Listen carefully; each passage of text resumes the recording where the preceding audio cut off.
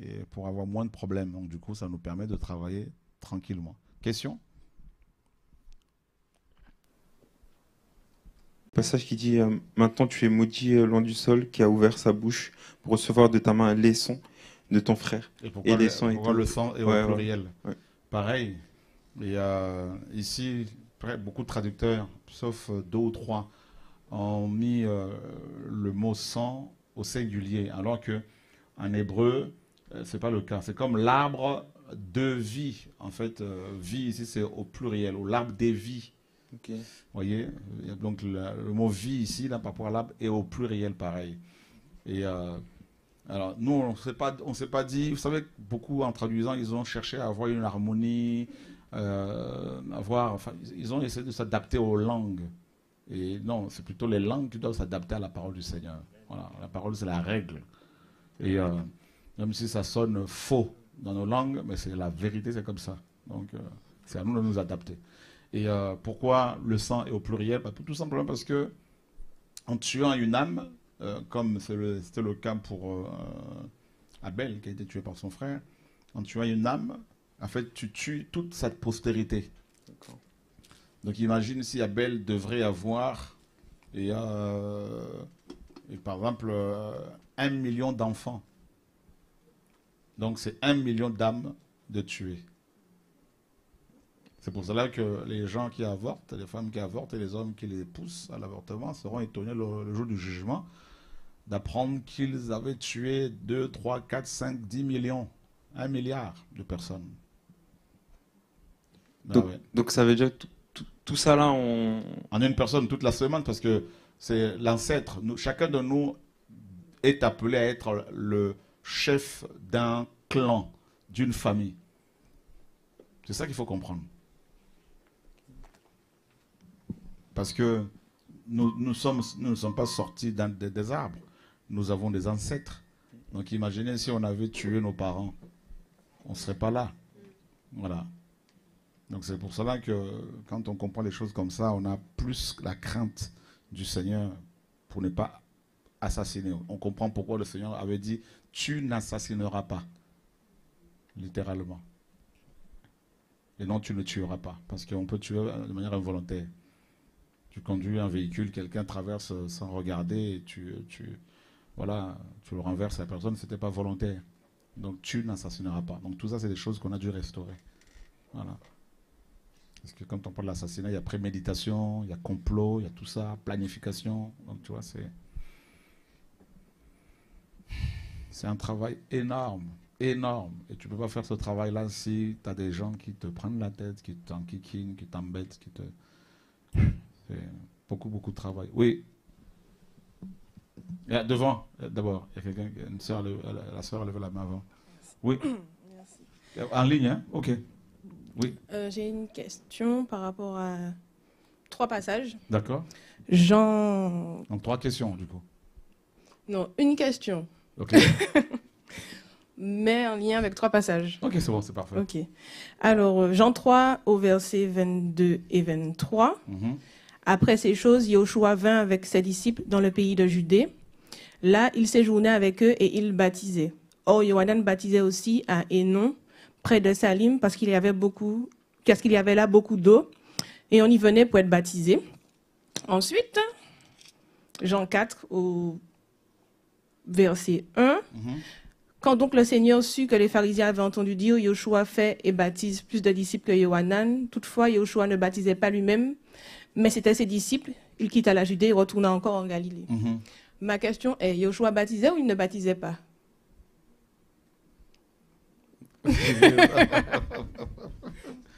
Lis le premier verset. Okay.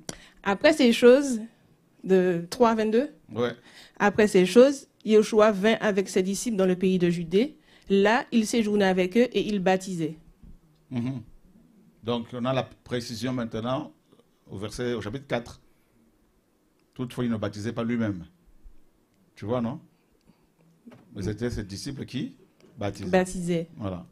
Mais le verset 22 dit, il baptisait, c'est au singulier. Oui, le verset 22 du chapitre 3. Oui. Et le chapitre 4 maintenant donne, c'est la conclusion. C'est pour cela qu'on nous dit ici toutefois, même dans le grec, hein, C'est pas lui-même qui baptisait, mais c'était ses disciples. Voilà. Bon, j'ai pas compris. Ouais, c'était parce que quand nous guérissons les gens, qui guérit? Yoshua. Nous sommes d'accord? Oui. Ok, nous sommes des instruments.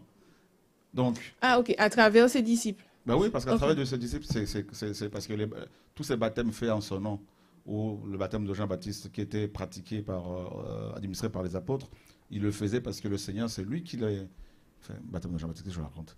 Donc le baptême qu'il administrait, c'était le Seigneur qui leur avait donné l'ordre de le faire. Ok, j'ai compris Tu vois? le sens maintenant. Voilà. Donc D'accord. c'est par ses disciples qu'il faisait ce baptême-là. Merci. Ou à travers ses disciples. Non, on a quelqu'un en ligne d'abord, oui.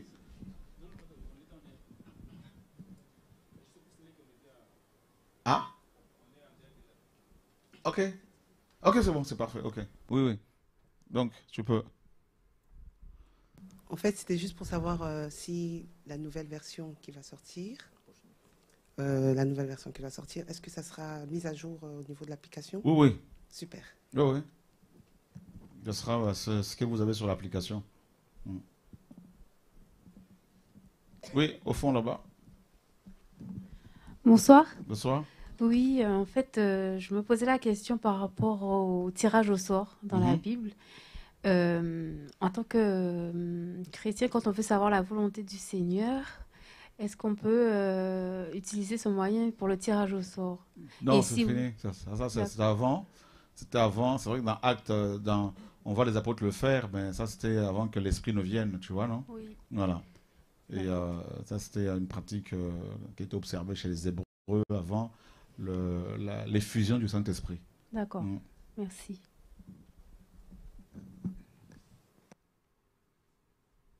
Oui.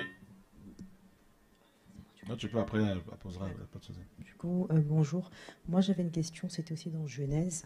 Plus fort. Pardon, dans Genèse, quand Cavadi chez Aki un homme avec Yahweh. Du coup, j'arrive pas à comprendre parce qu'il s'agit de la naissance de Caïn. Donc, je comprends pas.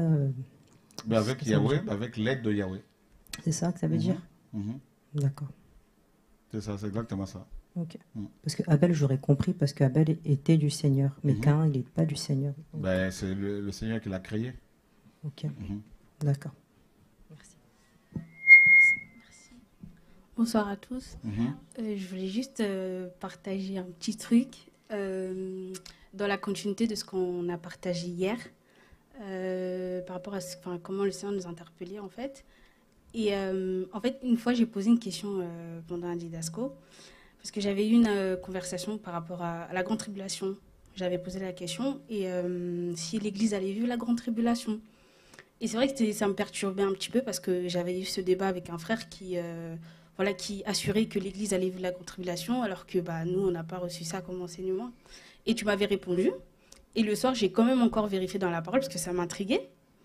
Et quand j'ai dormi, la même scène qui s'est passée pendant le didasco s'est reproduite en songe. Et dans le rêve, en fait, je te posais encore une fois la question, est-ce que l'Église vivra la grande tribulation? Et en fait, on était comme au 26, mais on était vraiment en petit nombre, peut-être une vingtaine. J'ai reconnu quelques têtes et tu es reparti au tableau dans le songe et tu as commencé de nouveau à nous enseigner. Et en fait, le temps, il était gris. Je ne sais pas comment expliquer, mais je ressentais qu'il était gris pendant que tu nous expliquais. Et à un moment donné, tu as dit une phrase, tu as dit « l'Église ne vivra pas la grande tribulation ». Et quand tu as dit ça, il y a quelque chose qui s'est passé, mais en une fraction de seconde, tu as lâché ton stylo, tu l'as posé sur le pupitre, tu l'as posé, et tu t'es arrêté, et tu as crié, mais un cri de victoire. Tu as dit, qu'est-ce que tu as dit déjà? Ah oui, tu avais dit « vive le son de la trompette ». Mais c'est trop bizarre. Vraiment, en une fraction de seconde, ça s'est passé. Tout ce que je viens de te dire, quand tu as posé, quand tu as crié, et tu es parti. Et moi, j'ai crié dans le son, j'ai dit « Seigneur, pardonne-moi !» Mais j'ai même pas eu le temps, en fait. C'était en une seconde. Et tu es resté? Ouais, je suis restée. L'enlèvement a eu lieu, je suis restée, je me suis relevée, j'ai reconnu quelques têtes. J'avais vu aussi un de tes enfants qui était là, qui est parti aussi avec toi, qui était dans la salle. Et moi, je suis restée. Et je me suis réveillée. Et voilà, et ça m'avait vraiment interpellée sur le coup, sur ma propre vie d'ailleurs. Et voilà, après, le Seigneur m'a enseigné par la suite, etc., par rapport à ma marche personnelle déjà. Et voilà, ça m'avait vraiment interpellée. Et comme quoi, le Seigneur parle. Hein, parle. C'est bien que le Seigneur soit béni. Donc, vous voyez que ce ne sont pas des salades que nous vous racontons. Et malheureusement, beaucoup vont rester à l'enlèvement. Ouais. Oui. Il y a une place ici, là. Pourquoi se mettre là? Tiens, mets-toi, plutôt, comme tu viens d'arriver. Voilà. Très bien. Oui. Oui, bonsoir. Bonsoir. Je n'ai toujours pas bien compris pourquoi tu as traduit arbre de vie par arbre des vies. Je ne sais pas. Au pluriel? Oui. Parce que le mot vie,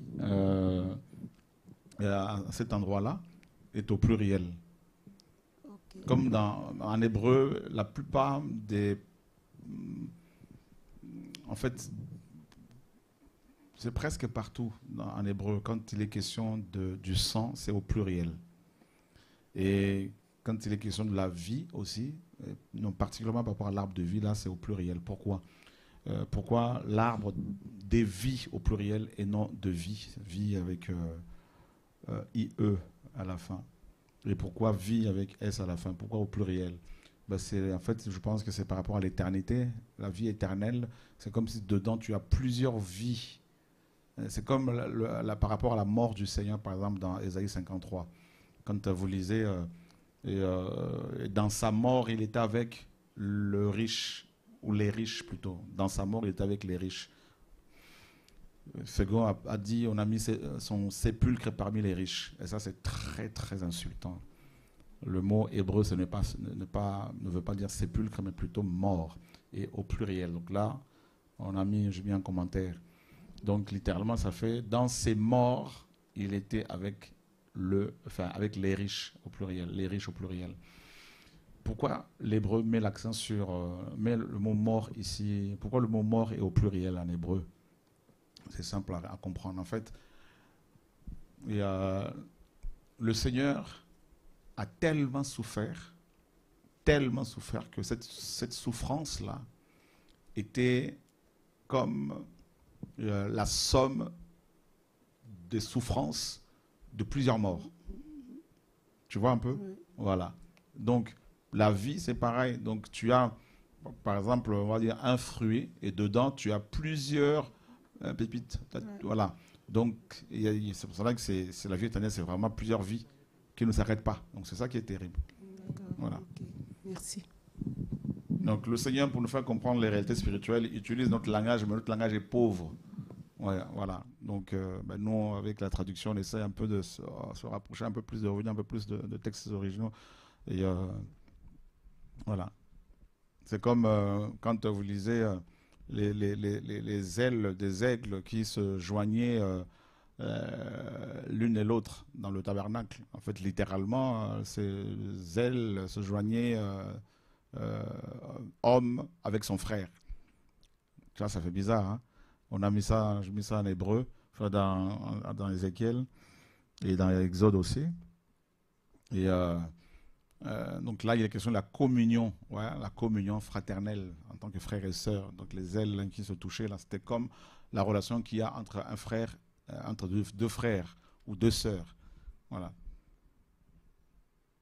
Vous voyez? Donc c'est une belle image ici, hein, que l'hébreu utilise pour parler de la communion, voilà, dans la maison du Père. Et traduire ça l'une et l'autre, bon, si on ne lit pas l'hébreu, on ne comprend pas, mais quand on commence à lire un peu l'hébreu, on se dit, tiens, c'est dommage. On aurait pu traduire ça littéralement, et puis même si ça sonne faux, mais quand même, à force, on finit par comprendre quand même que il y a tout un message là-dedans. Dernière question.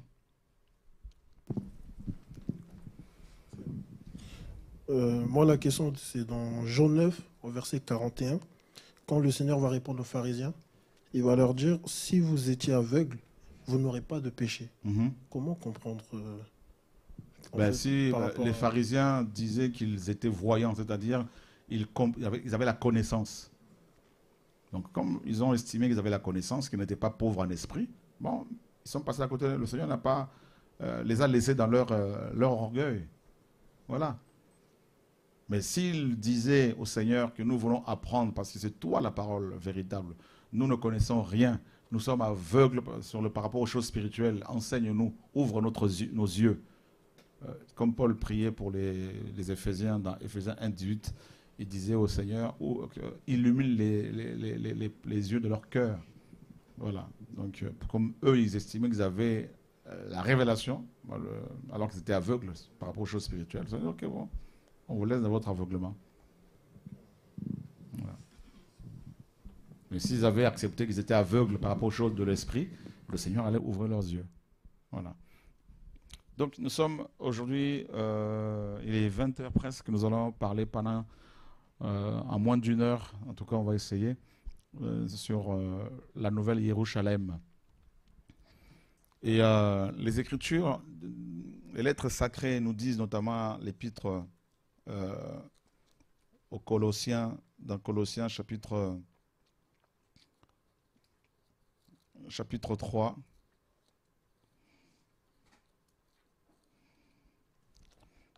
verset 1er. Si donc vous êtes ressuscité avec le Mashiach, cherchez les choses dans où le Mashiach est assis à la droite d'Élohim. Le verset 2. Pensez aux choses d'en haut et non à celles qui sont sur la terre. Waouh. C'est un ordre. Le verbe ici est à l'impératif. Ceux qui sont ressuscités avec le Mashiach ont reçu l'ordre de penser non pas aux choses de la terre, mais aux choses d'en haut. Pourquoi? Mais parce qu'ils sont ressuscités avec le Mashiach. Parce que leur vie, leur esprit ou leurs esprits sont là-haut. Éphésiens 2 nous dit qu'il nous a ressuscités ensemble et nous a fait asseoir dans les lieux célestes en Mashiach. Et l'apôtre continue en disant, quand le Mashiach, votre vie, apparaîtra, alors vous paraîtrez aussi avec lui dans la gloire.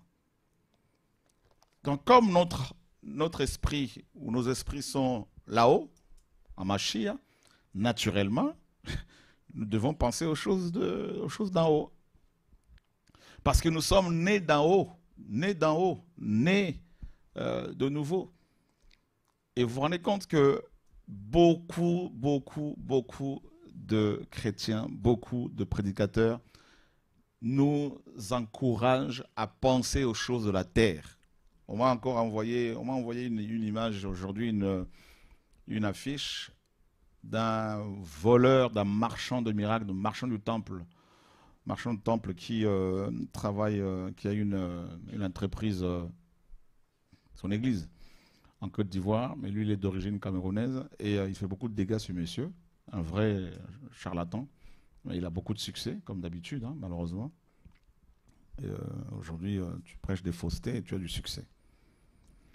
Et il fait un séminaire au Cameroun sur comment devenir riche. Et donc il y a 3 prix. Comment il appelait ça? Or, argent et puis voilà, 3 niveaux comme ça. Et pour ceux qui veulent aller au niveau de l'or, quelque chose comme ça, j'ai vu les termes qu'il a utilisés, c'est 100 000, 150 euros. C'est énorme. Sachant que le salaire moyen chez nous là-bas, c'est moins de 150 euros. Et ensuite, c'est 60 000, quelque chose comme ça, et puis 30 000. Enfin, il faut que je vois encore la fiche. Mais vous voyez un peu l'idée, quoi. Voilà. Donc, tous ces gens encouragent les saints, les disciples du Seigneur, à aimer la terre, alors qu'un Jean 2 nous dit n'aimez pas le monde, ni les choses qui sont dans le monde. On est dans le monde, mais nous ne sommes pas du monde.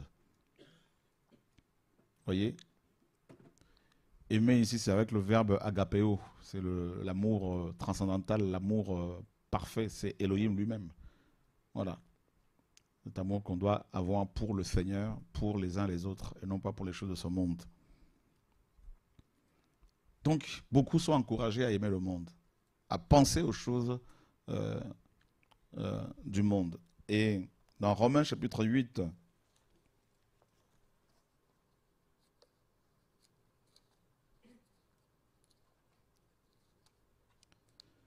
voilà.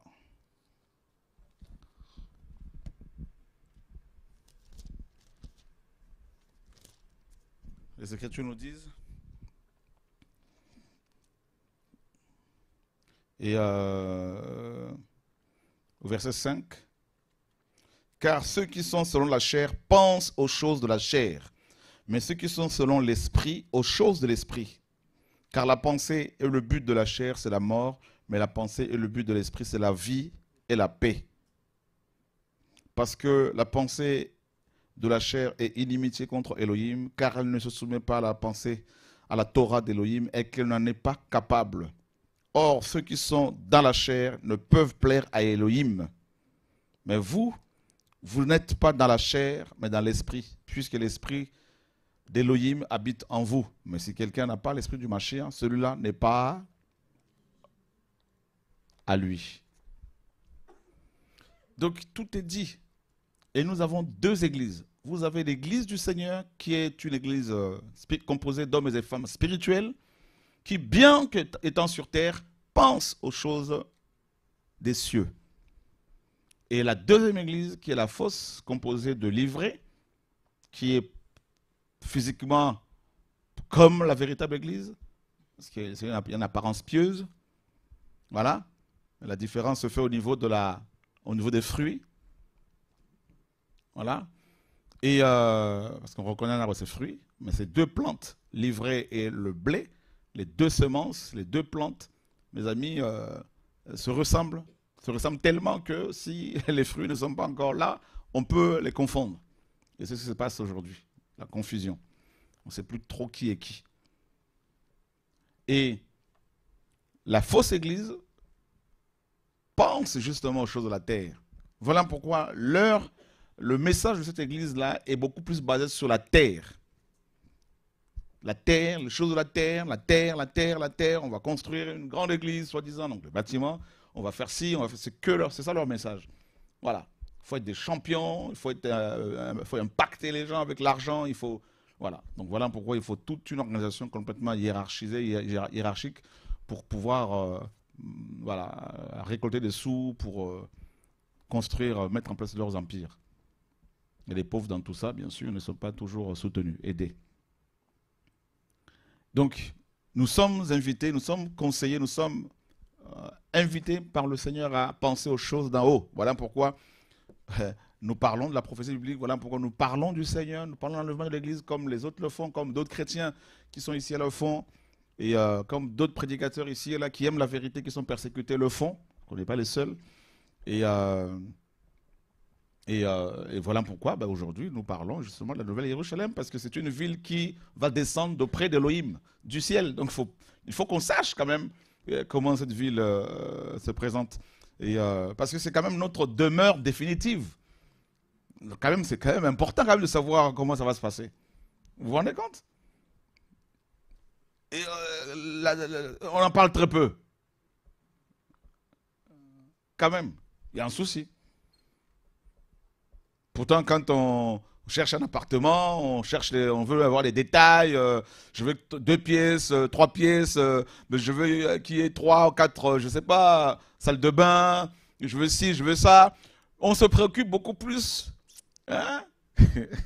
des choses de la terre que de notre demeure définitive. Parfois, le Père sur son trône, vraiment, heureusement qu'il est amour.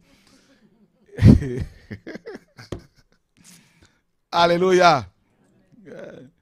Voilà pourquoi un jour, les 2 apôtres, Jacques et Jean, les 2 fils du tonnerre, ont dit au Seigneur, par rapport aux Samaritains, bah, écoute, tu ne veux pas qu'on invoque le feu du ciel pour qu'ils soient tous consumés, puis on règle ça une fois pour toutes. On se débarrasse du problème. Il dit non, vous ne savez pas de quel esprit vous êtes animés. Quelle patience. Oh Seigneur. Comment tu peux nous supporter comme ça? Hein? Tu nous as tout donné. Tu as tellement accompli de belles choses et on est là en train de se préoccuper sur qu'est-ce que je vais manger aujourd'hui? J'ai déposé mon document à la mairie, mes dossiers à la mairie pour la part, il n'y a toujours pas la réponse. Tout ça, j'ai demandé 4 pièces, on me donne 2 pièces. Ouh, voilà pourquoi on a beaucoup de maladies. Plein de soucis. Vous savez, c'est une parenthèse, hein? On est toujours dans l'enseignement, c'est l'introduction. Le Seigneur a dit dans Proverbe, si c'est dit paresseux, dormeur, va regarder la fourmi pour apprendre. L'école de la fourmi. On va enseigner là-dessus aussi. Il y a l'école de la fourmi, il y a l'école du corbeau. Regardez les corbeaux, nous dit le Seigneur. Les oiseaux. Ils ne sèment, ils ne travaillent. Donc chez les corbeaux, là, il n'y a pas d'agriculteurs. Rien. Mais leur nourriture est garantie. Non, le Seigneur, il est trop fort, le Seigneur. Voilà. Vous vous rendez compte? On se préoccupe, on se prend la tête, tout ça, je veux telle peinture, je veux ci, je veux ça. On a même des logiciels, même des applications aujourd'hui. On dit ma maison a 3,2, 4,2, 5, je ne sais pas comment, elle a 3 dimensions, 4 dimensions, je ne sais pas. Ouh, Seigneur. Hein? Mais ta demeure, notre demeure définitive, la dernière fois que tu as fait une recherche là-dessus, ça remonte à quand, là, sur la Nouvelle Jérusalem? Il y a même des églises, des assemblées où le livre d'Apocalypse n'est jamais ouvert. Ils sont toujours sur Exode là-bas. Là.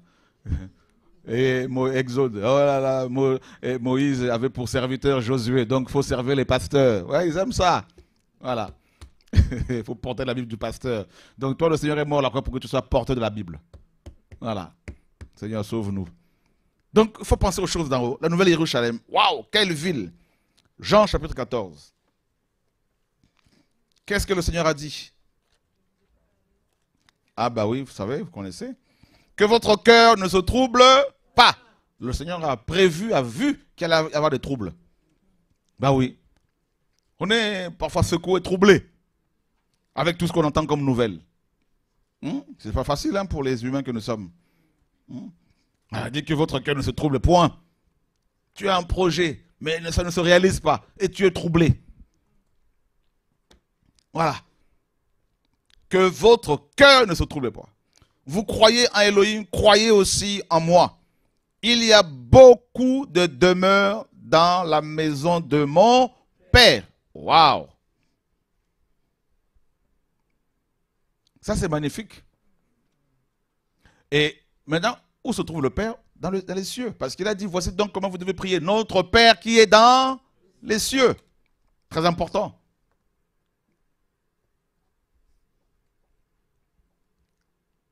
Et le Seigneur nous dit qu'il y a beaucoup de demeures. Waouh! Mais ça, c'est terrible, ça. Donc, le ciel, ce n'est pas un endroit où il y a des nuages tout blancs, où on ne voit pas de loin.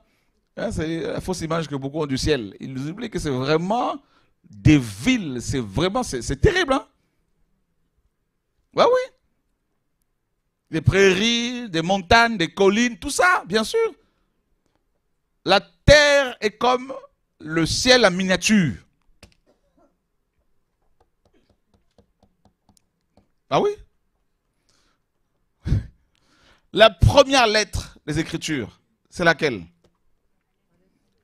Non, c'est pas Aleph. Beit. Bah oui, Beit. On parle de la Nouvelle Jérusalem. Vous voulez être enseigné? Beit ou encore? Beit. Oh Seigneur, enseigne-nous tes voies. Et la Bible commence par Bereshit. Bereshit, Bara, tout ça là. Voyez? Donc, Bereshit. Et dans Bereshit, vous avez, on a déjà donné un enseignement là-dessus, hein? Plusieurs fois. Plusieurs fois. Et au lieu que le Seigneur commence les Écritures avec la lettre Aleph, qui est la première lettre de l'alphabet hébraïque, qui signifie un bœuf. Mais non, le Seigneur commence les Écritures avec la lettre Beit, la deuxième lettre de l'alphabet hébraïque. C'est bizarre. Aleph, dans Bereshit, bien sûr, vous avez au moins 5 lettres. Je ne vais pas faire l'enseignement là-dessus. Et ça commence avec Bereshit qui a été traduit par l'entête ou le commencement. Au commencement. D'accord? Quand on lit dans Genèse, au commencement, Elohim créait les cieux et la terre. Donc au commencement, là, c'est Bereshit. Et Bereshit a été traduit aussi en français par Genèse, d'où le livre de Genèse. Pour ceux qui ne le savaient pas encore. Donc quand vous dites, ouais, on va prendre le livre de Genèse. Genèse, c'est Bereshit, ou encore au commencement. Littéralement, commencement. Voilà. Donc, la première lettre de Genèse, donnez-moi ce livre de Genèse aussi en français. Genèse, début. Ah, n'est-ce pas? Donc, on est logiquement dans la logique des choses. Si on commence quelque chose par le commencement, eh bien, il faut commencer avec la première lettre. Hein? Voilà. C'est la lettre Aleph. Ben non, on commence avec la deuxième lettre. Mais c'est fait à dessein. C'est à dessein que le Seigneur a fait cela. Il a commencé à révéler sa parole avec la lettre Beit, la deuxième lettre. Pourquoi? Parce que Beit, c'est la maison. Voilà Beit. Et Beit a pour valeur numérique le chiffre 2. Notez bien. C'est un rappel. On parle de la nouvelle Yerushalayim. On doit commencer par le début, par le commencement. Mais pourquoi le Seigneur a commencé les Écritures avec la lettre Beit? Aleph est une lettre muette. Vous le savez, comme le H muet en français. Habitat, habitation.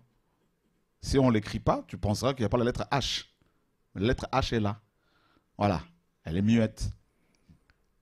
Aleph, c'est le maître lui-même. D'accord? Voilà, Aleph, Yehoshua. L'agneau, l'animal de sacrifice. Vous voyez? Et ce n'est pas parce que cette lettre ne se prononce pas qu'elle n'est pas là. Ce n'est pas parce que tu ne la vois pas, cette lettre, qu'elle n'existait pas. Voilà. Et maintenant, dans Bereshit, vous avez bien sûr la lettre Aleph. Après, d'abord Beit. Beit, c'est la maison. Donc, commence par dire, voici ma maison. Et c'est ce qu'il faut comprendre ici. Bereshit, c'est voici les deux maisons. Ça va? Vous allez comprendre, ne vous inquiétez pas. Quelque part dans Apocalypse là-bas, on nous dit voici le tabernacle. Voici. Le voici là. Vous vous rendez compte, non? Le voici, c'est la présentation. Hein? Voici l'homme. Vous vous rappelez, Pilate? Il a présenté Yeshua aux Juifs. Voici l'homme. Ensuite, voici votre roi. D'accord? Très important de le souligner. Donc les Écritures commencent par voici les deux maisons.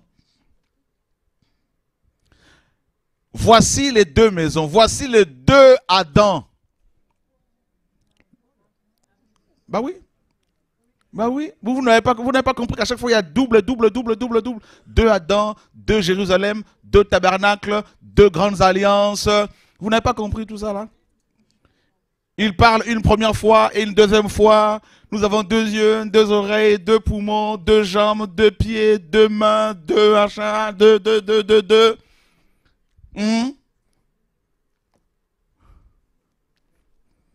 Et une habitation terrestre, mais une habitation aussi céleste, parce que l'habitation terrestre, c'est la terre, notre première maison physique. Mais c'est la copie de la maison céleste. Vous avez commencé à comprendre un peu les choses. Et il y a deux Adam. La parole nous dit que Yehoshua est le second Adam. C'est écrit ou pas? Qui croit que c'est écrit? Vous voulez qu'on vérifie ou pas? Qui n'a jamais lu ça? 1 Corinthiens chapitre 15, on peut vérifier ça. Ça commence bien. Parce qu'on se disait, Nouvelle-Jérusalem, comment on va enseigner ça? Mais moi-même, je ne savais pas comment enseigner parce que je disais, Seigneur, je vais faire comment? Donc, je suis enseigné tout le temps en même temps. 1 Corinthiens 15, verset 45. Comme aussi il est écrit, le premier être humain, Adam, devint une âme vivante. Le dernier Adam, en esprit, donne la vie. Oh! Le premier être vivant, verset 47, venu de la terre et terrestre. Le second être humain, le Seigneur vient du... Oh! C'est bon, c'est clair pour vous? Le dernier Adam. Il y a eu un premier Adam et il y a eu le dernier Adam. Vous comprenez? Faisons l'être humain à notre image. Et Colossiens 1 nous dit quoi? Yahushua est l'image de l'Élohim invisible. Donc, le premier Adam a pour modèle l'Adam véritable. Le véritable Adam. Vous avez compris? Donc, c'est magnifique ça. Vous commencez à comprendre les choses. Donc, le premier Adam, c'est la copie. Voilà pourquoi, mes amis, l'original est venu maintenant corriger, récupérer la copie. La copie a échoué, mais l'original ne peut jamais échouer. Voilà pourquoi, dans Luc, il y a plus de 80 occurrences de l'expression fils d'humain, fils d'Adam. Voilà pourquoi dans sa généalogie, ça c'est une parenthèse, on a remonté jusqu'à Adam.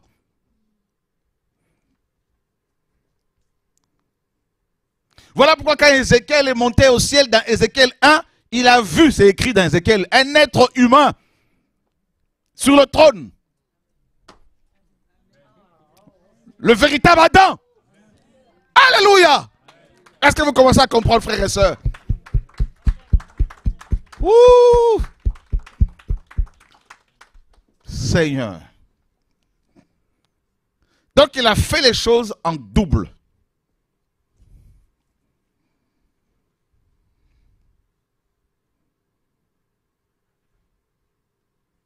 Et il a dit, il y a beaucoup de demeures dans la maison de mon père. S'il en était autrement, je vous l'aurais dit. Je vais vous préparer une place. Je vais vous préparer une place. Et quand je serai allé et que je vous aurai préparé une place, je viens de nouveau. Ça paraît bizarre en français. Logiquement, on devait rester sur le futur. Je viendrai. Non, le grec ici, c'est au présent continu. Et on a respecté ça. Quitte à paraître bizarre, c'est pas un problème. C'est comme ça. On fait les choses comme le Seigneur a... Voilà, c'est ça le langage du Seigneur. Ça paraît bizarre pour les humains qui sont, mes amis, voilà, qui ont dans le crâne beaucoup de raisonnement. Je viens de nouveau et je vous prendrai. Je viens de nouveau. Donc il est en train de venir depuis. Voilà, voilà pourquoi il faut tout le temps être prêt. Et je vous prendrai. Afin que là où je suis, vous y soyez aussi. Donc il a dit ça il y a 2000 ans. Il est allé préparer une place. Et puis, dans Apocalypse chapitre 21, justement, qu'est-ce que la parole nous dit?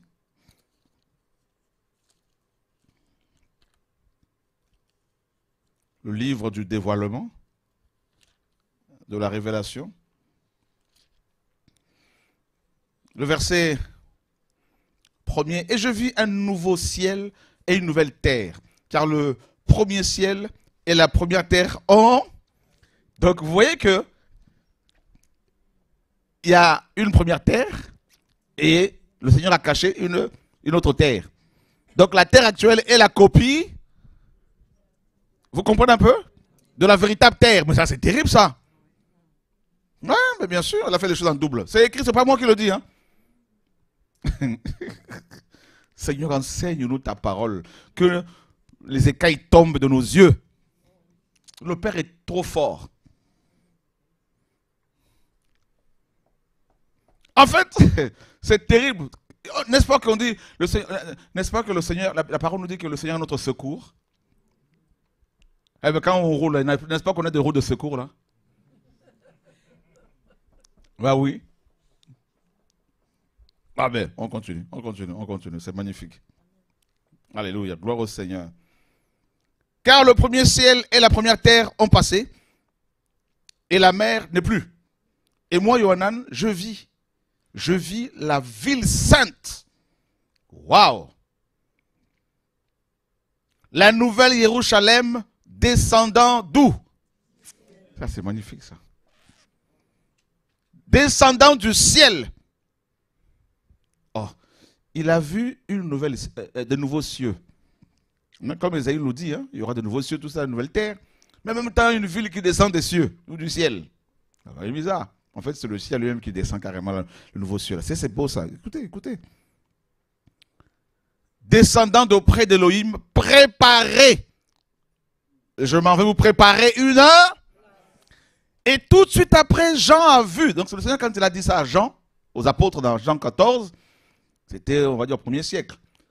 Et quand il a écrit, quand il a reçu les révélations ici, Jean, c'était dans les années 95 par là, sous l'empereur romain Domitien. Donc on va dire plus de 80 ans après, près de 80 ans, 85 ans après, le Seigneur va montrer à Yohanan que cette place était déjà préparée. Donc depuis 2000 ans, c'est déjà prêt. C'est l'épouse maintenant que le Seigneur prépare. La place est déjà préparée. On va revenir ici. Attends, on continue. On va revenir après. Il y a beaucoup d'informations qui m'arrivent là. Préparée comme une épouse qui s'est ornée pour son époux. Waouh. Et j'ai entendu une grande voix du ciel disant quoi? Voici le tabernacle de qui? Avec les humains. Et il dressera sa tente avec eux. Et ils seront, au pluriel, hein, ses peuples. Et Elohim lui-même sera avec eux, leur Elohim. On va revenir après. Waouh! Donc la place en question, c'est le tabernacle. Donc la nouvelle Jérusalem, la femme de l'agneau, l'épouse de l'agneau, c'est le tabernacle. Donc de même que Moïse avait reçu l'ordre de construire un tabernacle pour présenter des holocaustes, des sacrifices au Seigneur, de même Yehoshua, le prophète de l'Exode, comme Moshe, a construit ce tabernacle pour que l'assemblée des prêtres soit dans l'adoration pour l'éternité. Hey, on acclame le Seigneur, frères et sœurs. Alléluia. Waouh, Seigneur. Parce qu'un prêtre sans tabernacle n'est pas un prêtre.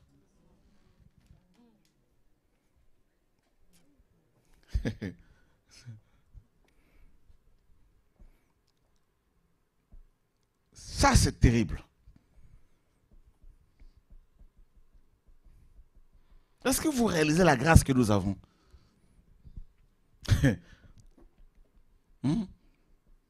Vous n'avez pas vu que les robes que nous allons porter là, en fin lin, sont des robes de prêtres? Ils s'habillent en robe en lin pour ne pas transpirer. Mais parce que pendant l'éternité, nous serons dans le tabernacle comme des prêtres.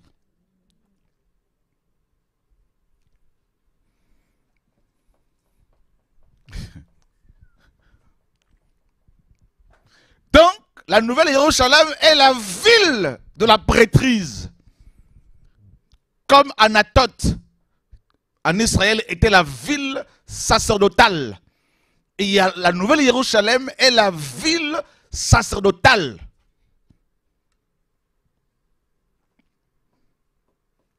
Ça, c'est terrible.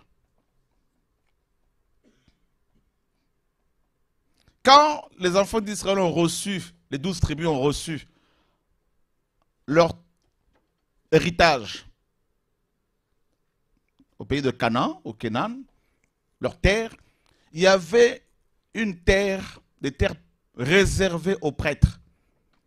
Ils n'avaient pas beaucoup de terres, hein, beaucoup de grandes villes, mais ils avaient une des villes qu'ils avaient reçu en héritage, c'était Anatoth, la ville de la prêtrise. Et le plan du Seigneur à la base, quand il a appelé les Israélites, était que les 12 tribus, selon Exode 19, soient composées des prêtres. Vous deviendrez pour moi un royaume de prêtres. C'était ça sa vision initiale. Un royaume de prêtres. Il fallait que les 12 tribus soient des prêtres. C'est-à-dire des hommes et des femmes qui allaient voir les faces au pluriel de Yahweh. Vous voyez comment le privilège? Mais à cause du péché, le Seigneur va prendre seulement la tribu de Lévi. Il a mis une parenthèse, son projet, entre parenthèses, de faire de plusieurs peuples des prêtres, dans une ville de prêtres. Voilà pourquoi, lui-même, quand il est venu, en tant que grand prêtre, il a accompli ce projet-là. Mais on va arriver là tout à l'heure. Allons d'abord chez Moïse. Parce qu'on nous dit que la Nouvelle Jérusalem, c'est le tabernacle d'Élohim. Hein? C'est grave. Et sachez aussi que Beit représente à la fois l'Église, mais aussi Yehoshua HaMashiach, parce que nous habitons en lui. Vous comprenez un peu la chose? Oui, nous sommes son corps en même temps. Ah, allez comprendre ça. Alléluia. Alors, quelqu'un va nous lire rapidement, à chaque fois, on va nous lire rapidement. Et Exode 25, verset 9.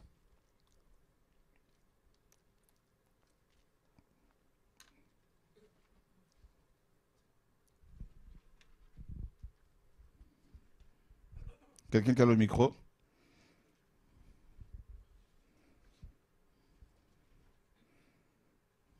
« 25, verset 9. Fais un chérubin à cette extrémité-ci et un chérubin à cette extrémité-là. » 25, 9. Et Exode 25, oui. À partir du verset 8 et 9. Ok. Pardon. Tu feras 2 chérubins en or. Exode 25. Verset 8 et 9. Oui. Exode. Pasteur Serge, il faut une prière. Et ils me feront un sanctuaire et j'habiterai au milieu d'eux. Et ils me feront un sanctuaire et j'habiterai au milieu d'eux. À quel endroit? À gauche? À droite? Au? Qui parle ici dans Exode? Yahweh. Qui est d'accord avec la parole ici? Ok. Et Yahweh allait habiter où? Et qui a dit dans Matthieu 18 à 20 là-bas là? Car là où 2 ou 3, verset 19, sont réunis à mon nom. Alléluia! Tu n'as pas assez acclamé. Acclame encore Yahweh. Seigneur, merci. Et je m'incline devant le Créateur des cieux et de la terre. Alléluia! Car ton peuple te reconnaît. Ton peuple accepte que Yehoshua tu es Yahweh. Et voilà pourquoi nous nous inclinons, nous reconnaissons que tu es le Créateur du ciel et de la terre. Voilà le message que tu nous as donné. Que les nations te reconnaissent, que le monde te reconnaisse, que l'Église reconnaisse ta divinité. Yehoshua HaMashiach, je m'incline car je suis de la poussière. Je reconnais que c'est toi qui m'as créé. Je reconnais que je suis ton esclave. Et le message que tu m'as donné, c'est de te présenter au monde. Voici Yeshua. Voici Yahweh. Voici le Créateur. Voici Jésus de Nazareth. Ouh, Seigneur.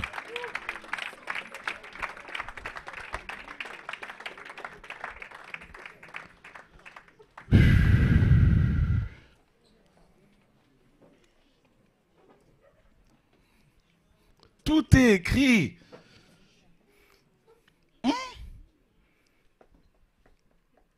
Il ne peut pas y avoir deux êtres au milieu d'un endroit. En parlant bien sûr du Seigneur. Donc, ce n'est pas lui-même le Père, le Tout-Puissant, en tant qu'esprit, c'est qu'il y a un problème. Il dit, j'habiterai au milieu d'eux. Et le Seigneur marchait au milieu de cette chandelier d'or. Il est à la fois à la droite du Père. Ça, c'est une expression pour dire que c'est lui qui est le Tout-Puissant. La droite, c'est la puissance, l'autorité, le gouvernement. Et en même temps, Jean, quand il arrive au ciel, il voit l'agneau debout, au milieu du trône. Non. Frère, parlons des choses célestes. Et ils me feront un sanctuaire. C'est le tabernacle ici. Sanctuaire. Et dans sanctuaire, vous avez saint, sainteté, sanctification. Wouh! Hey! Alléluia! Et la sanctification, c'est le feu. Yeshua. Oh, alléluia, quelque chose ce soir là. Ouh, alléluia. Je vous dis, hey! Il est là, frère, au milieu de nous là. Ouh! Waouh! Waouh! Waouh! Waouh! Waouh! Ouh! Waouh! Le ciel est ton trône. Pas une guitare là? Wow. Ouf. Ouf. Hey, les anges chantent ce cantique là. Oh! Hey, Seigneur! Wow! Ouh. Wow! Wow! Wow! Ouh. Le Mashiach. Quand on parle des choses célestes, mais le ciel descend. Ouh, alléluia. Oh, alléluia, Seigneur. Waouh. Ouh. Le Père de gloire, le Père de gloire. Alléluia.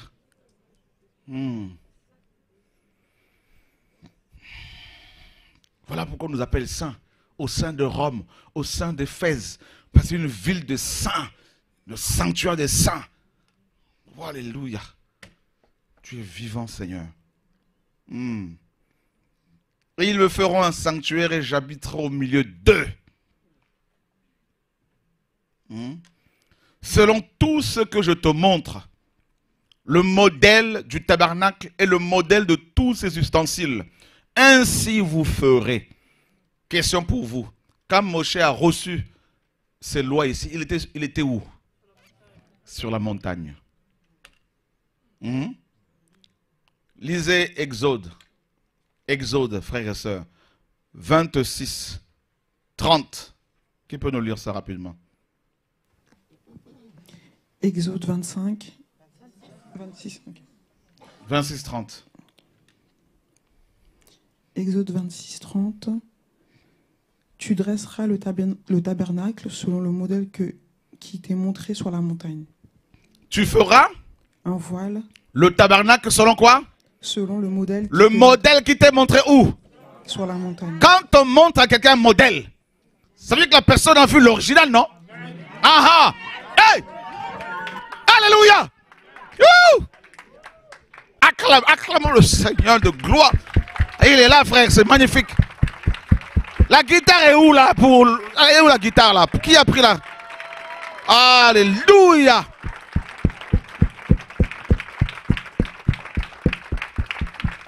C'est un ambi là, le chant là, on peut le chanter là pour la gloire du Père. Alléluia. Ouf. Ouf. Yeshua. Waouh, Yeshua. C'est magnifique. Magnifique le Père. Trop fort. Waouh, Seigneur. Waouh. Ouh. Ouh, Seigneur. Parce que les prêtres chantent. Parmi les prêtres, il y avait des chantres. Voyez, nous sommes des chantres, des adorateurs. Dans le tabernacle, à Nouvelle-Jérusalem, nous chanterons pendant l'éternité. Le ciel est en trône, la terre est en marchepied. Yeah! Ta parole façonne Alléluia. l'univers entier. Woo! Et ta royauté. Oh Seigneur. Et pour l'éternité, mon roi Yeshua. Oh! Oh majesté, comment ne pas te louer? Comment ne pas t'adorer, Yeshua? Comment ne pas te louer? Comment ne pas t'adorer, Yeshua?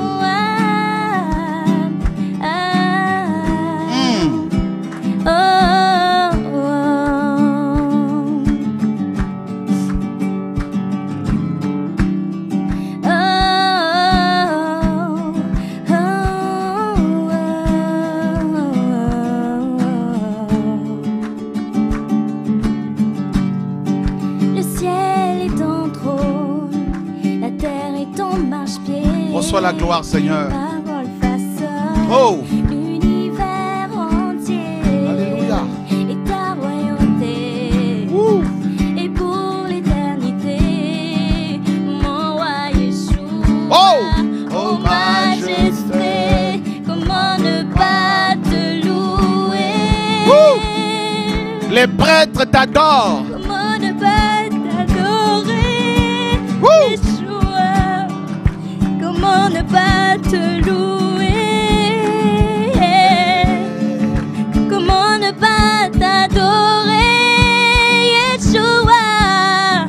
Comment ne pas te louer? Oh. Comment ne pas t'adorer, Yeshua? Comment ne pas te louer? Comment ne pas t'adorer, Yeshua? Oh, oh, oh,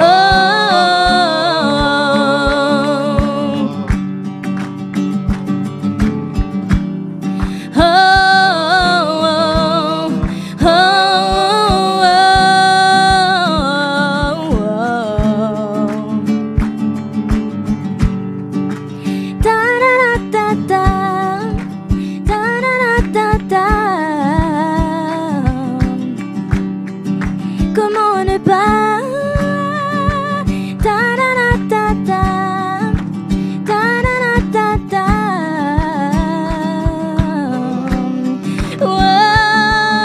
comment ne pas te louer?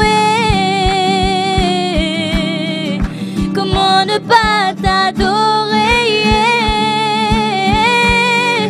Comment ne pas te louer? Comment ne pas t'adorer?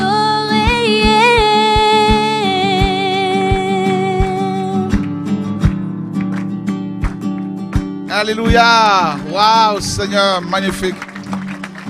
Magnifique. Waouh, parce que j'entendais les anges chanter ce cantique. Ouh. Quelle grâce.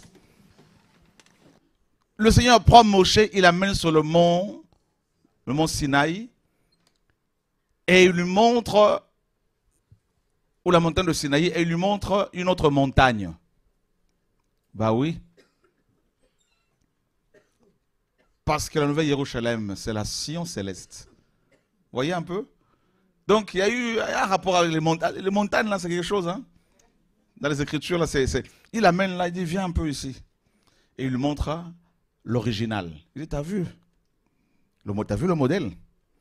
Eh bien, vous allez me faire ça en miniature. La Nouvelle Jérusalem en miniature. C'est ça, le tabernacle. En 3 parties, bien sûr. Donc, la nouvelle Jérusalem, là, selon ce qu'on comprend dans les Écritures, il y a 3 parties. Il y a le parvis, comme sous Moshe. Hein? Le parvis. Le parvis. Et selon l'histoire, il y avait un parvis pour les femmes, un parvis pour les étrangers et un parvis pour les Lévites. Ah, tac. Alléluia. Et au milieu, il y a le parvis. Là, donc tu as le parvis. Et puis au milieu, tu as le lieu saint et le lieu très saint. Voilà.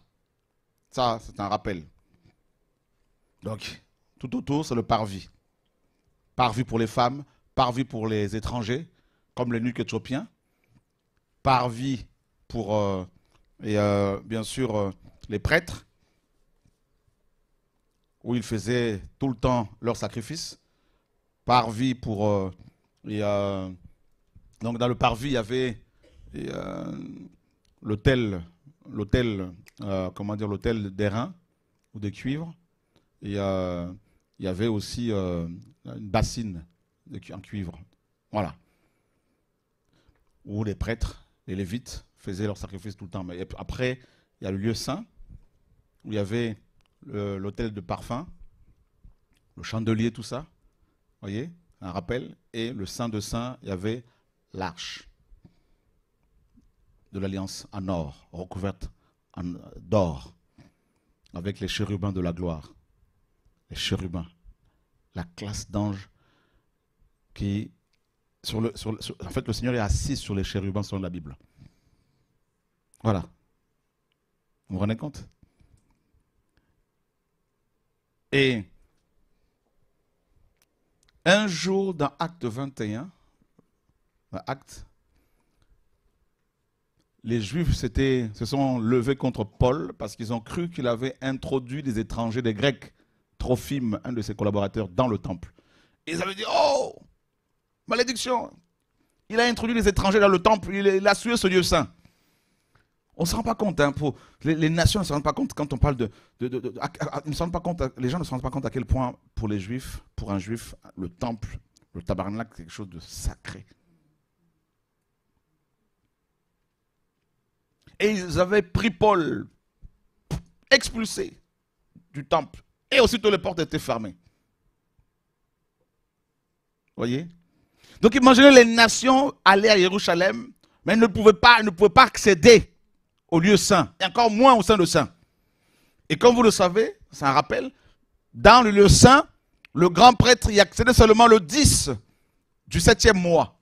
Ce jour-là, c'est le seul jour de l'année où il pouvait y entrer plusieurs fois pour faire des sacrifices. Et quand il y entrait, il était attaché au niveau du pied avec... il y avait une chaînette au niveau d'un de ses pieds, de peur que, s'il mourait, que quelqu'un d'autre rentre dedans pour aller chercher son corps et qu'il soit foudroyé comme lui. Donc si jamais il ne sortait pas, si jamais il mourait là-dedans, on tirait. Voilà. La chaînette ou la chaîne. Et c'est comme ça qu'on récupérait son corps.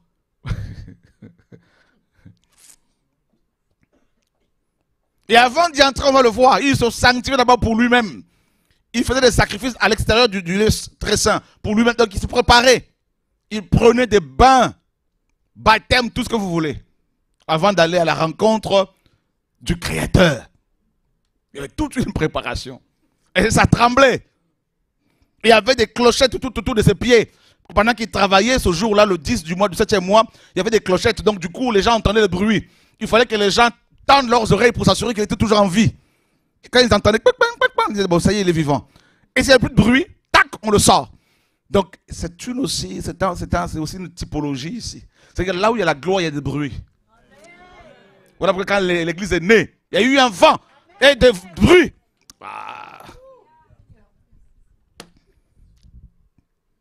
Et quand un enfant vient au monde, il crie. Parce que les poumons se remplissent d'air. Rouac, l'esprit. Une parenthèse. Quelqu'un a compris là. Ouh.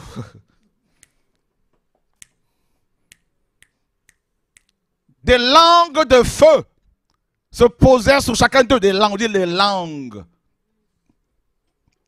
C'est quand tu es touché par les langues de feu, tu ne peux que parler. De bruit. Il y a eu un bruit.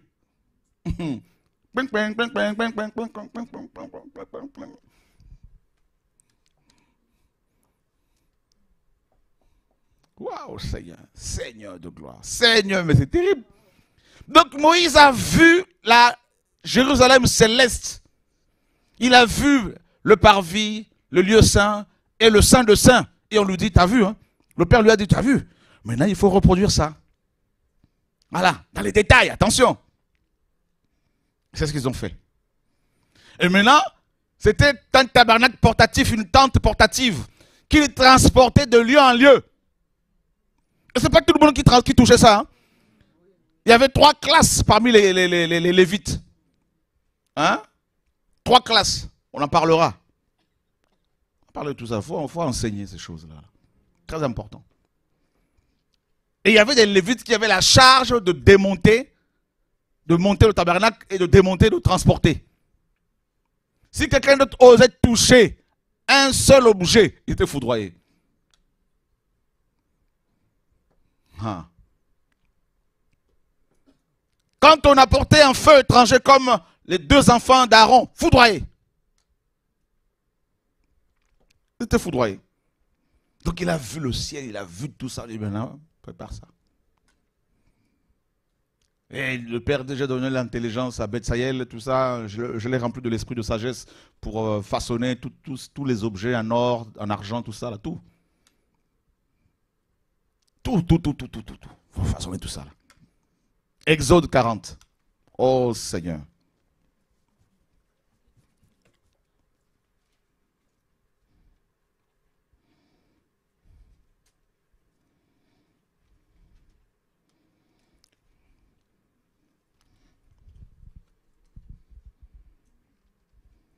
Oh Seigneur.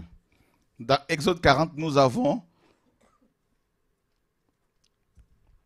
beaucoup d'informations concernant la mise en place du tabernacle. Une fois qu'ils l'ont fabriqué, tout ça, maintenant il fallait le poser.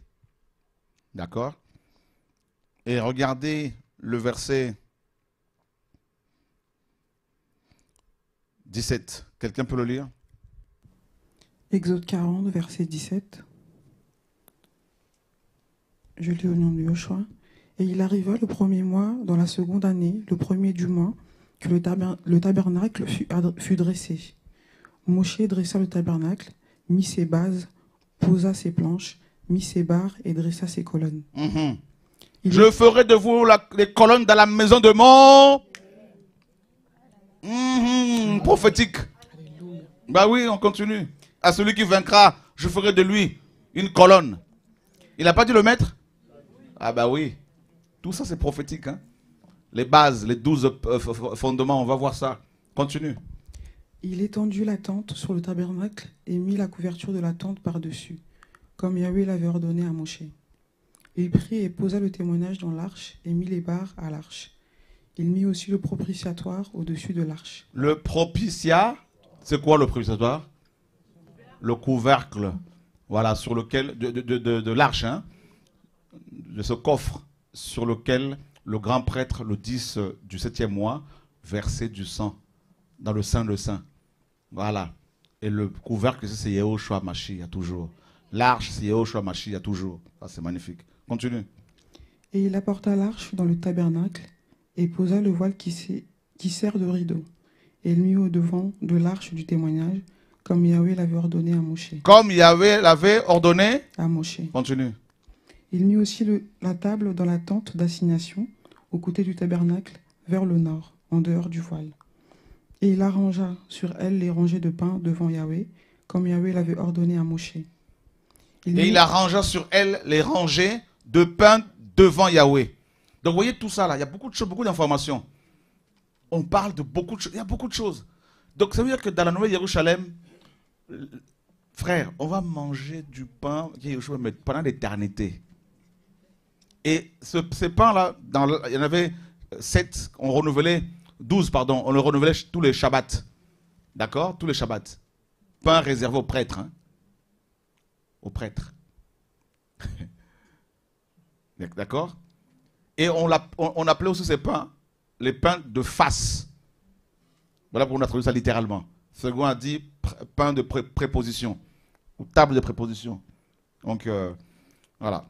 C'est-à-dire quand on va manger ça, on va voir les faces de Yahweh. D'accord? Continue. Il mit aussi le chandelier dans la tente d'assignation, vis-à-vis de la table, du côté du tabernacle, vers le sud.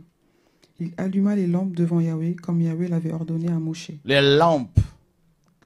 Continue. Vous voyez à chaque fois comme Yahweh l'avait ordonné à... Moshe. Si vous lisez, c'est magnifique. Hein? Vous allez voir, à chaque fois on nous dit comme Yahweh l'avait ordonné à Moshe.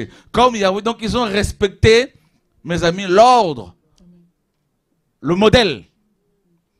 Et parce qu'ils ont respecté le modèle, le verset, et lisons le verset 32. Verset 32. Et quand il entrait dans la tente d'assignation et qu'il s'approchait de l'autel, il se lavait. Ah, il se lavait. Ah, il se lavait. Voilà pourquoi nous sommes lavés, régénérés par la parole de vérité, par l'eau de vie. Continuons. Amen. Selon que Yahweh l'avait ordonné à Moshe. Verset 33. Il dressa aussi le parvis tout autour du tabernacle. Ah, il dressa aussi le parvis, comment? Tout autour du tabernacle. Voilà le dessin que j'ai fait, tout autour. Continue.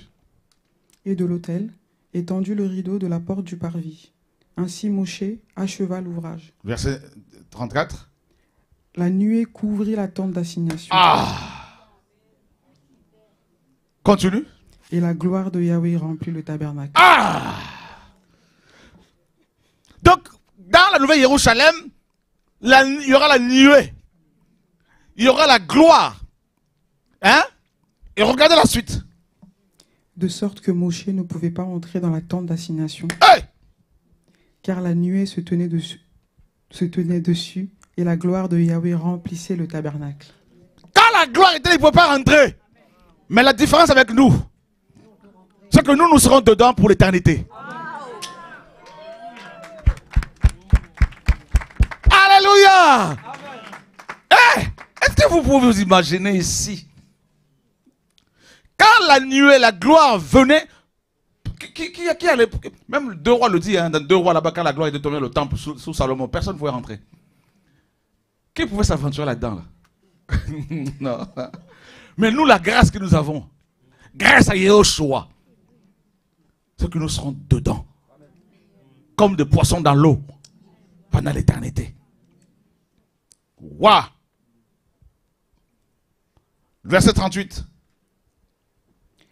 Car la nuée de Yahweh était le jour sur le tabernacle, et le feu y était la nuit, devant les yeux de toute la maison d'Israël. Devant les yeux de toute la maison, de tout Israël. Hein? Hein?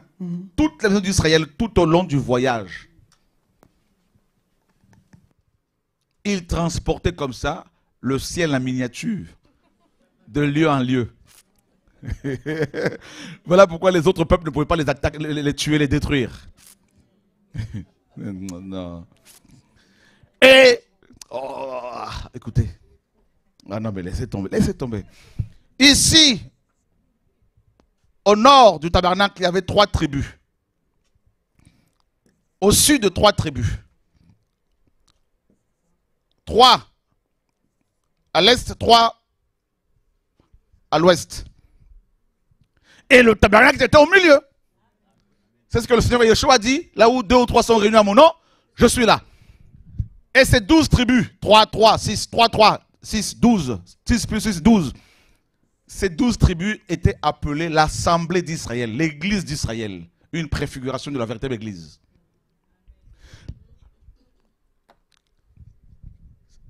Trois tribus voyaient la face de lion. 3 tribus voyaient la face de l'aigle. 3 tribus voyaient la face du bœuf. 3 tribus voyaient la face de l'humain. Et ces révélations étaient partagées les uns avec les autres.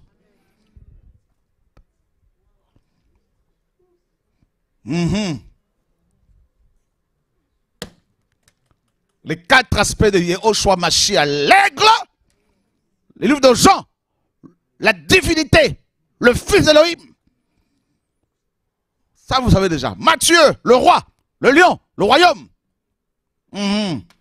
Luc, l'humain.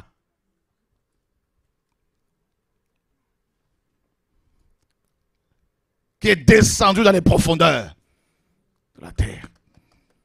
Et Marc le bœuf, le serviteur. Et les Hébreux contemplaient ça. Mais on leur disait, ça c'est un avant-goût.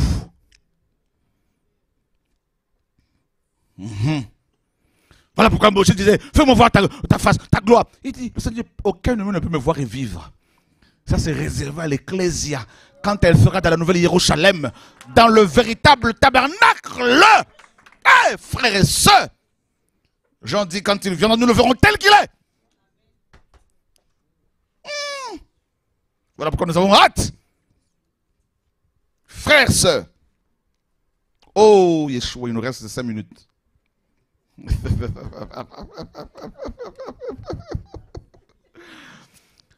Hébreux chapitre 9. Oh Seigneur.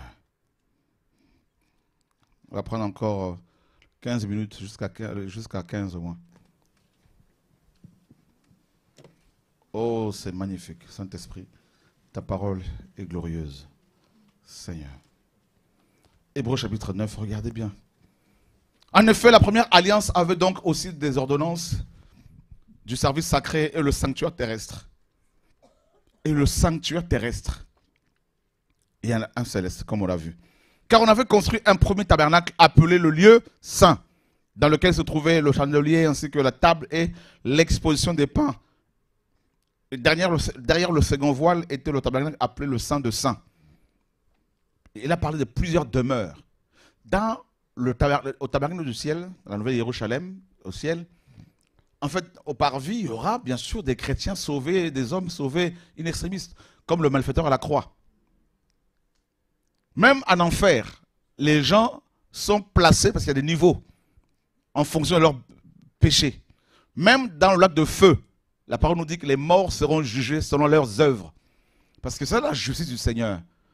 Tu as tué 40 personnes, tu seras jugé en fonction à cause de cela. Et celui qui a tué 100 sera jugé aussi. Mais vous ne serez pas, vous serez tous en enfer si vous mourrez dans le péché comme ça. Mais pas tous au même endroit. Vous savez, même en enfer, on nous parle de Tartare. Le lieu le plus bas, le plus profond de Sheol, de l'enfer. Où sont, selon les Écritures, enfermés des anges qui avaient quitté leur demeure. Vous voyez? Bah oui, il y a des niveaux. C'est ça la justice du Seigneur. Donc la nouvelle Jérusalem, frère, il y en a qui seront au tabernacle, au parvis, pardon. D'autres lieux saints. Et d'autres au sein de saints. Bah oui, frères et sœurs. Alléluia. Ah bah oui. Jacques et Jean voulaient s'asseoir, l'un à la droite du Seigneur et l'autre à sa gauche. Le Seigneur a dit, il y a des places qui sont réservées. Mais je vous dis, frères et sœurs, ceux et celles qui nous sommes sauvés par grâce. Mais, mes amis, le Seigneur, dans sa souveraineté, a décidé que tel seront tout autour. Hein? Mais on sera tous dans la gloire. Mais, frère, il faut tenir ferme malgré les combats. Alléluia.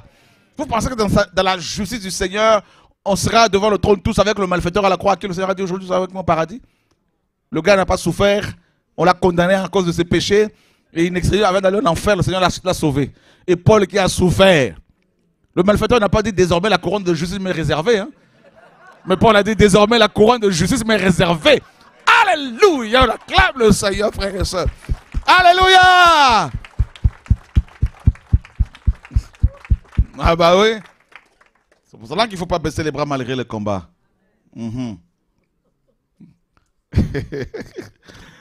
Et le verset 11 du livre aux Hébreux nous dit, mais Machia est survenu, grand prêtre des bonnes choses à venir, des bonnes choses à venir.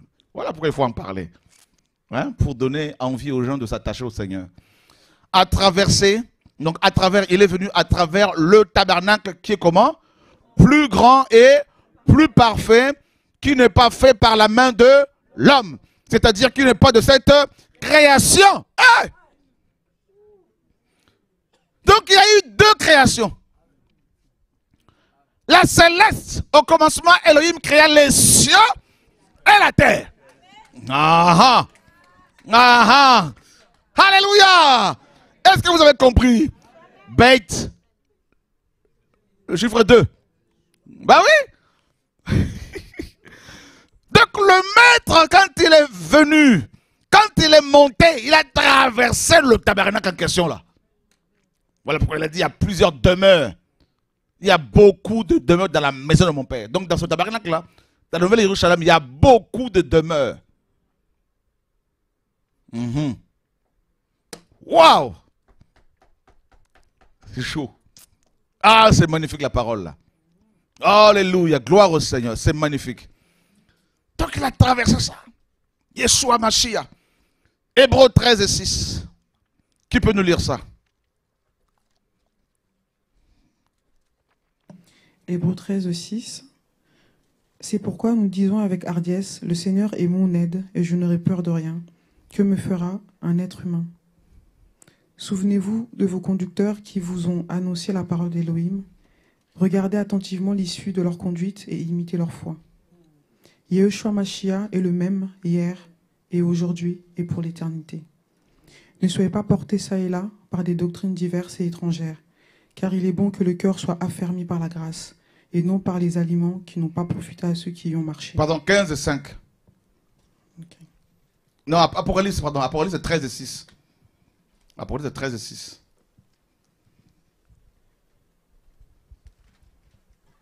Apocalypse 13, 6.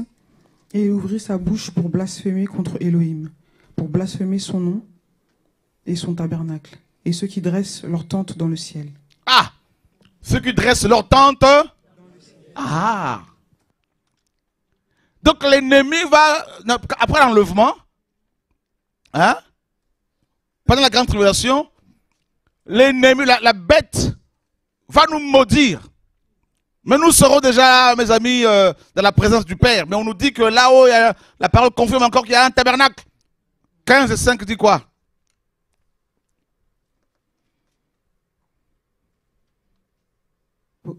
Apocalypse 15, 5. Et après ces choses, je regardai, et voici le temple du tabernacle du témoignage fut ouvert dans le ciel. Ah. Et les 7 anges qui ont en main les 7 fléaux sortirent du temple, revêtus d'un lin pur et éclatant, et ceints autour de la poitrine de ceintures d'or. Waouh! Alors, rappelez-nous dans Juge 9, 37. Là, on confirme encore ici qu'il y a bel et bien un tabernacle là-bas.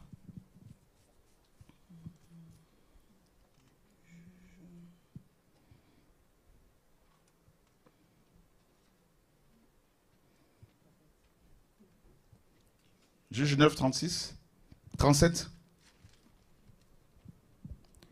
Juge 9, 37. Tu vas prendre l'application pour aller plus vite. Oh, c'est bon, je l'ai. Gaal parla encore et dit, c'est bien un peuple qui descend du nombril et de la terre, et une bande vient du chemin du grand arbre de ceux qui pratiquent le spiritisme. Le peuple qui vient du nombril de la terre. Voyez? C'est terrible. Donc, Israël est appelé dans la Bible, donc Jérusalem, le nombril de la terre. C'est-à-dire le milieu, le centre. Vous voyez? Voilà pourquoi la nouvelle Jérusalem, le tabernacle de Moshe était au milieu. Et Ézéchiel 38, verset 12 dit quoi?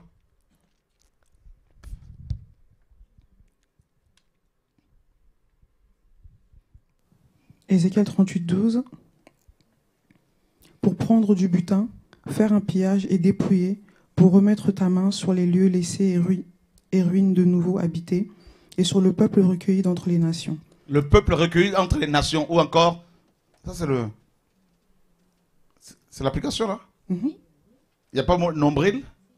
Si, c'est après. C'est après. Ok, continue. Habiter sur le peuple recueilli d'entre les nations, ayant des troupeaux et des richesses, et qui habitent le nombril de la terre. Qui habite le nombril de la terre. Voilà, on sait que le nombril est au milieu du ventre. Donc vous voyez bien que Jérusalem est vraiment appelé le nombril de la terre. Voilà. Et on repart dans Hébreux, chapitre 11. Oh, Yeshua, Seigneur, merci pour l'évangile.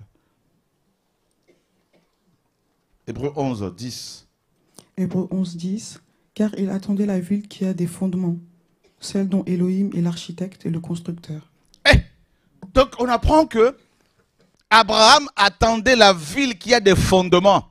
Second a rajouté solide, mais le grec parle juste des fondements au pluriel. Donc, Hébreu ici nous dit que cette ville a plusieurs fondements. C'est au pluriel. Et Apocalypse nous dit qu'il y en a 12. Et on nous dit aussi que cette ville a pour architecte, ou l'architecte, pas des francs-maçons, hein? Parce qu'il ne faut pas que les détracteurs me disent, ça y est, il a parlé d'architecte, c'est de la Bible. Hein? Voilà. Le Seigneur, Elohim, est l'architecte et le constructeur de cette ville. Frères et sœurs, ici on a dit Elohim ou pas? Il est qui ici Elohim? Présenté comme qui? L'architecte est comme qui aussi? Le constructeur. Et qui a dit que je m'en vais vous préparer une place? Alors il est qui Yehoshua? Elohim, alléluia! On acclame le Seigneur, alléluia!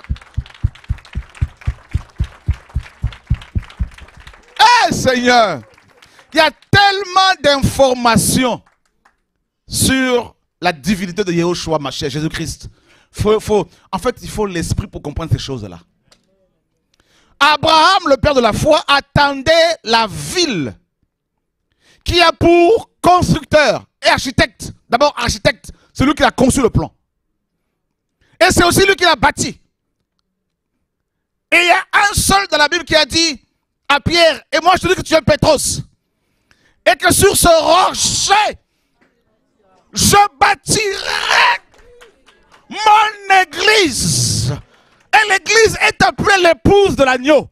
Or, le Seigneur n'est pas un polygame, il n'a pas plusieurs épouses. Et la nouvelle Jérusalem est appelée l'épouse de l'agneau. Donc Yehoshua est l'Élohim tout-puissant. Et nous vous présentons l'Élohim tout-puissant, Yehoshua Mashiach. C'est ça l'évangile, frères et sœurs. Qu'on ne nous raconte pas des cacahuètes. Oh. Hein?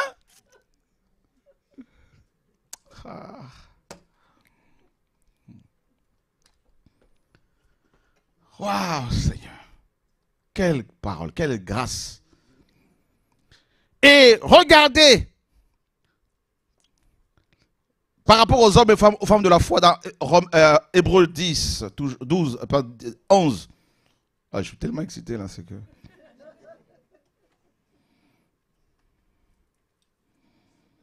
Ouh, Seigneur. Seigneur, c'est terrible. Hébreux 11. Et nous lisons à partir du verset 38. Hébreux 11, 38. Eux dont le monde n'était pas digne, égarés dans les régions inhabitées, et dans les montagnes, et dans les cavernes, et dans les trous de la terre. Et tout cela, bien qu'ayant reçu un bon témoignage à cause de leur foi, n'ont pas pourtant pas obtenu la promesse. Verset 14.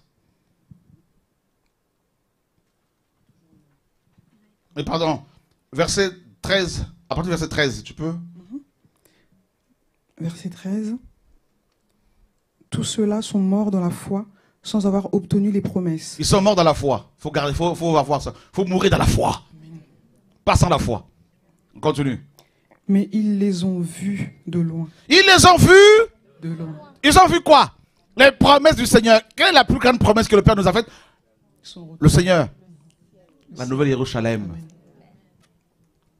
Et donc ils ont salué, ils ont vu ça de loin comme Moshe. Ah, j'ai vu ça. Attends, je vais arriver. Je vais arriver. Hein? Tous, je vais arriver. On continue. Et ont été persuadés et les ont salués. Et ils ont confessé qu'ils étaient étrangers et voyageurs sur la terre. Aïe, aïe, aïe. Comme nous sommes étrangers et voyageurs sur la terre, nous attendons notre demeure. Ah, car notre patrie est... Nous n'avons pas ici-bas de cité permanente, mais nous cherchons celle qui est à venir. Oh Seigneur, tout ça, vous connaissez cette parole-là?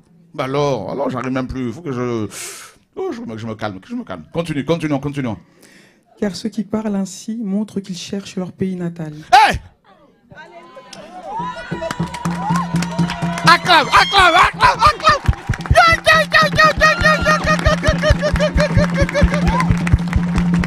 Alléluia.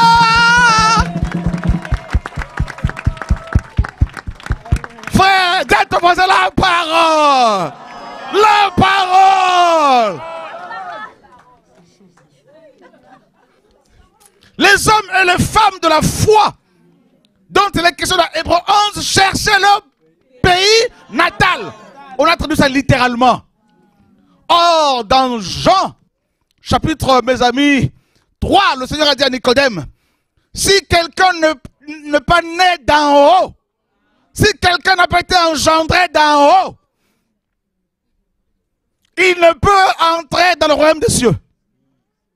Donc toi et moi, nous qui sommes chrétiens, nous sommes nés là-haut. Ben oui. Voilà pourquoi nous ne sommes pas satisfaits sur terre. Vous comprenez un peu? Voilà pourquoi les premiers chrétiens, malgré la persécution, ils ne baissaient pas les bras. Voilà pourquoi quand on a lapidé Étienne, il a levé les yeux vers le ciel, vers son pays natal. Et il a vu le Yahushua assis sur son trône. Alléluia. Voilà pourquoi nous ne craignons pas la mort. Parce que nous ne mourrons pas. Nous ne goûtons pas la mort. Comme les païens. Nous nous rentrons chez nous. Parce que nous sommes citoyens des... Hey! Alléluia. Oh, Père Céleste. La foi de quelqu'un est boostée ce soir. Alléluia. Oh, Yeshua. Alléluia. Car ceux qui parlent ainsi montrent qu'ils cherchent leur pays natal. Et s'ils avaient en effet gardé à l'esprit celui dont ils étaient sortis, c'est-à-dire le pays provisoire, hein, ils auraient eu le temps d'y retourner.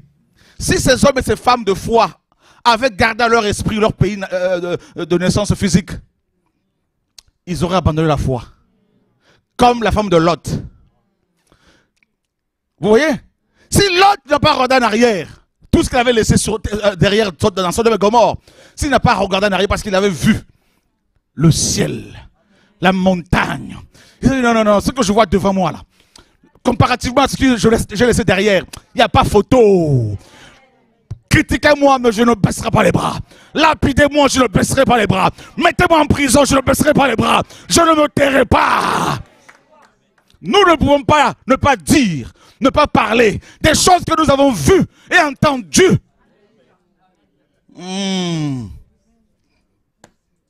Continuons la lecture.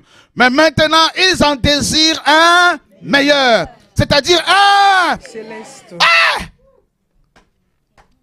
Un pays natal céleste où nous sommes nés d'en haut.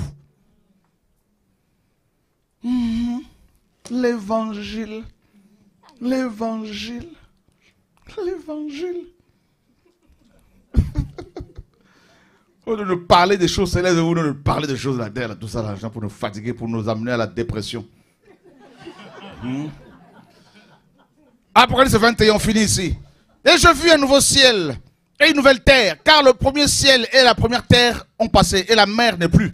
Et moi, Yohanan, il a signé ici. Hein? Alléluia. Il dit, il a vu, nous le croyons. Je vis la ville sainte, la nouvelle Jérusalem, descendant du ciel de près d'Élohim, préparée comme une épouse qui s'est ornée pour son époux. Et j'entendis une grande voix du ciel disant, voici le tabernacle d'Élohim avec les humains. Et il dressera sa tente avec eux, et ils seront ses peuples au pluriel, et Élohim lui-même sera avec eux, leur Élohim. Et Élohim essuiera toute larme de leurs yeux, et la mort ne sera plus. Et il n'y aura plus ni deuil, ni cri, ni douleur, parce que les premières choses sont passées. Et celui qui est assis sur le trône dit, voici, je fais toutes choses nouvelles. Et il me dit, écris, parce que ces paroles sont véritables et sûres. Ces paroles sont véritables et sûres. Voilà le sceau du Père. Alléluia. Il me dit aussi, c'est fait. Moi, je suis l'Aleph et... Qui parle ici? Ben oui, parce qu'il a dit dans Proverbe 1 qu'il est l'Aleph et le Tav. Et on nous dit que c'est lui qui est assis sur le trône. Et qui dit qu'il a fait toutes choses nouvelles. Hey, Yeshua. Le commencement est... Le commencement est... Celui qui a soif, je donnerai... À celui qui a soif, je donnerai quoi? De la source de l'eau de vie gratuite. La femme samaritaine l'a goûté un peu. Celui qui remporte la victoire héritera de toute. Je serai son. Et il sera. Comme c'est Yahushua qui parle. Donc nous sommes, il est notre Elohim et nous sommes ses fils et ses filles. Frère, laissez-moi présenter le Seigneur. Alléluia. Mais pour les timides, les incrédules, les abominables, les meurtriers, les fornicateurs, les sorciers, les idolâtres et tous les menteurs, leur part sera dans le lac brûlant de feu et de soufre, ce qui est la seconde mort. Waouh! Et il vint vers moi l'un de sept anges qui a les 7 coupes remplies de derniers fléaux. Et il me dit, il me parla en disant, viens, je te montrerai l'épouse de l'agneau. Oh Yeshua. L'épouse de l'agneau. La femme. Donc c'est une femme. La grande ville. La sainte Jérusalem. Descendant du ciel d'auprès d'Élohim. Ayant la gloire de qui? Et son luminaire est semblable à une pierre très... La pierre, le rocher des âges. Comme à une pierre de jaspe transparente comme du cristal. Et elle a une grande et haute muraille avec 12 portes et aux portes 12 anges et des noms écrits sur elle qui sont les noms des 12 tribus des fils d'Israël. À l'Orient, 3 portes. Au nord, 3 portes. Du côté nord, du sud, 3 portes. Et du côté de l'Occident, 3 portes. Il y en a combien? Comme sous Moshe, avec les 12 les tribus, 3 au nord, 3 au sud, 3 à l'est, à l'ouest, tout ça. Waouh, Seigneur. C'est magnifique, magnifique, magnifique. Et la muraille de la ville a 12 fondements, et sur les noms, et sur eux, les noms de 12 apôtres de l'agneau. Et celui qui parlait avec moi avait un roseau d'or pour mesurer la ville, ses portes et sa muraille. Et la ville est bâtie en carré, et sa longueur est aussi grande que sa largeur. Il mesurait donc la ville avec le roseau jusqu'à 1200 stades. 12 000 stades. Sa longueur, sa largeur et sa hauteur sont égales. Et il mesura la muraille, 144 coudées d'une mesure humaine qui était celle de l'ange. Et la muraille est construite en jaspe et la ville en or pur, semblable à un verre transparent. Et les fondements de la muraille de la ville sont ornés de toutes sortes de pierres précieuses. Le premier fondement est de jaspe. Le second de saphir. Oh, quel magnifique. Grâce, mes amis. Le troisième de quartz. Le quatrième d'émeraude. Le cinquième de sardonyx. Et le 6e de sardoine, le 7e de chrysolite, le 8e de béryl, le 9e de topaze, le 10e de phrase, le 11e d'hyacinthe, le 12e d'améthyste. Voilà. Chacune des portes est d'une seule perle. Oh, il y a de tout ici, il y a de tout ici. Et la rue de la ville est comment? En or pur, comme du verre transparent. Il faut laisser. Et je ne vis pas de temple, car le Seigneur, l'Élohim Tout-Puissant et l'agneau en est lui-même le... Ça paraît bizarre, mais c'est comme ça dans le grec. Et la ville n'a pas besoin du soleil ni de la... pour l'éclairer, car la gloire d'Élohim l'éclaire et l'agneau est lui-même ça. Et les nations de ceux qui sont sauvés marcheront dans sa lumière. Et les rois de la terre y apporteront leur gloire et leur honneur. Et ces portes ne se fermeront jamais le jour, car il n'y aura pas de nuit. Et ils y apporteront la gloire. Il n'y aura pas là de nuit. Et ils y apporteront la gloire et l'honneur des nations. Et il n'entrera en elle rien qui rend impur, ni qui commette l'abomination et le mensonge, excepté ceux qui sont écrits dans le livre de vie de l'agneau. Chapitre 22, verset 1. Et il me montra un fleuve d'eau de la vie, brillant comme du cristal, sortant du trône d'Élohim et de l'agneau. Au milieu de sa rue et des deux côtés du fleuve, l'arbre de vie, portant 12 fruits, rendant son fruit chaque mois. Et les feuilles de l'arbre sont pour la guérison des... Et il n'y aura plus de malédiction. Et le trône d'Élohim et de l'agneau y sera. Et ses esclaves le serviront. Et ils verront quoi? Sa face. Et son nom sera sur leur. Et il n'y aura plus là de nuit. Et ils n'auront plus besoin de lampe, ni de lumière du soleil. Parce que le Seigneur Elohim les illuminera. Et ils régneront. Oh. Oh. Oh. Yeah. Et pour clôturer le tout, psaume 122. Ah, Yeshua. Regardez, ce psaume est magnifique. Enfin, toute la parole du Seigneur est magnifique. Cantique des degrés de David. Des degrés ici, c'est les marches. Les marches. C'est les cantiques que l'on chantait pour quand on montait sur la montagne de Sion. Hein? Voilà, on ne dit pas on descend à Jérusalem, on dit toujours on monte. C'est ça la nouvelle Jérusalem. Donc on chante. Et quand nous allons être enlevés, lors de l'enlèvement, là, nous allons chanter. On montera en chantant, mes amis, là. Je me réjouis à cause de ceux qui me disent, allons à la maison de... Oh, alléluia. Donc quand tu entends l'enseignement sur l'enlèvement de l'église, il faut te réjouir parce que nous allons à la maison de Yahweh. Bah oui. Nos pieds s'arrêtent dans tes portes. Il y en a plusieurs. 12. Jérusalem. Jérusalem est bâtie comme une ville qui forme un ensemble bien uni. Waouh, ça veut dire quoi? C'est une ville qui forme un ensemble bien uni.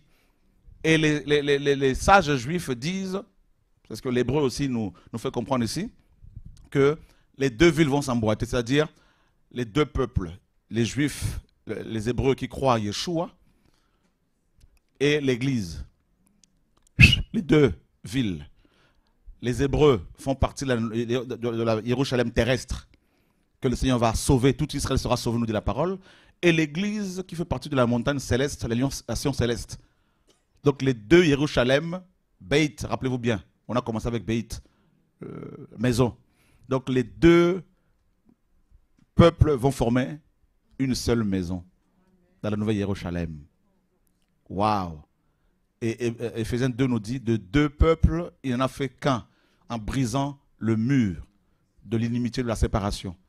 Voilà pourquoi ici on nous dit dans Psaume 122 que Jérusalem est une ville bâtie, est une ville dont les parties sont unies. C'est-à-dire, en fait, littéralement ici, les deux Jérusalem, les deux peuples.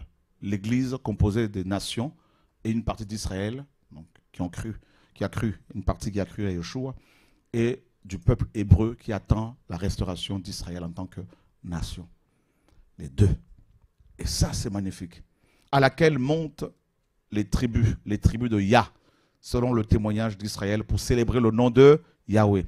Car c'est là que sont placés les trônes pour le jugement. Donc il y aura des trônes dans la nouvelle Jérusalem. C'est magnifique, hein? Parce qu'on va régner avec le Seigneur. Waouh! Les trônes de la maison de David. Priez pour la paix de Jérusalem. Que ceux qui t'aiment jouissent de la tranquillité. Que la paix soit dans tes murs et la tranquillité dans tes palais. Pour l'amour de mes frères et de mes amis, je parlerai maintenant pour ta paix. À cause de la maison de Yahweh, notre Elohim, je fais une requête pour ton honneur. Waouh, Seigneur.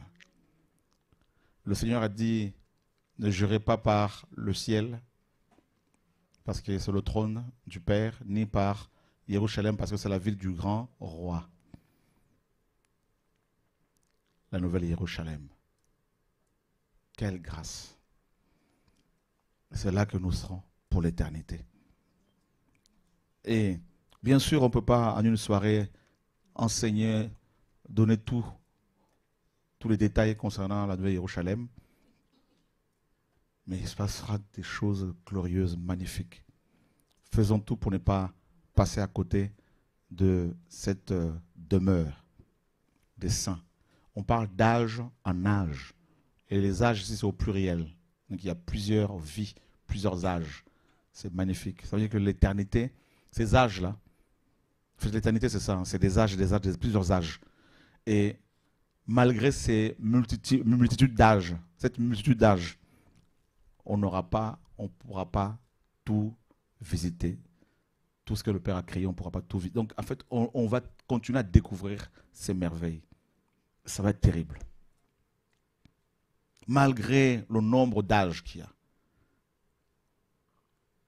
on ne pourra jamais s'ennuyer. Donc, ne ratez pas l'enlèvement de l'Église. Battons-nous, gardons la foi, restons dans la sanctification. Frères et sœurs, le Seigneur ne ment pas. Cette place est déjà préparée. Et bientôt, ça va être le départ des saints. Et là, c'est... Voilà, plus de deuil, plus de maladie, c'est fini. La paix des prêtres. J'ai eu l'occasion, il y a quelques années, j'ai eu la grâce de de visiter. En fait, un ange était venu me voir, il m'a amené au ciel, il m'a montré la nouvelle Jérusalem. Waouh! Frère, il n'y a pas de mots pour décrire la beauté de cette cité. Tout est transparent là-dedans. De l'or, toutes sortes de pierres précieuses. Et l'ange me disait, tu vois, la paix qu'il y a ici, il faut la partager avec les habitants de la terre. Et on marchait tous les deux. La ville n'est pas encore habitée, c'est magnifique. Donc quand on dit, mais la ville est carrée, on donne ces mesures, tout ça, c'est... Non, c'est un langage prophétique. Quand vous lisez 12 000 stades, non, c'est immense, c'est immense. Parce que c'est dans cette ville qu'il y aura tous les saints de tout le temps. Ouais. Vous vous rendez compte? Et là, la fête sur la fête, la teuf, la danse, tout ça. Voilà, frères, c'est que ça vous garde. Donc, demain, c'est la grève, donc il n'y a pas de formation. Peut-être on va voir mercredi. Donc, mercredi soir, 19h30. Voilà, que le Seigneur soit béni. Bonne continuation, bon courage. À bientôt sur TV et Radio de Vie. Au nom de Yeshua.